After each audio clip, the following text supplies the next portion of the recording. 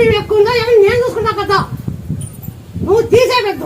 నీకు అప్పుడు మాడిన సంతానంతో మాడిన ఇప్పుడు నిలబడింది 3 నెలలు దాటింది 3 నెలలు దాటింది 3 నెలలు దాటింది కదా దాటిందవా దాటిందను లేదంటే లేదను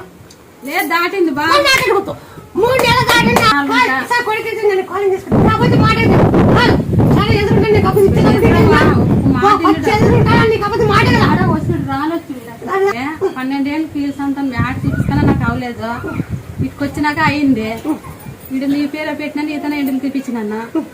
మన మా వాళ్ళకి అందరికి నా నుంచి అందరికీ జరిగినవే మన మా తమ్మునికి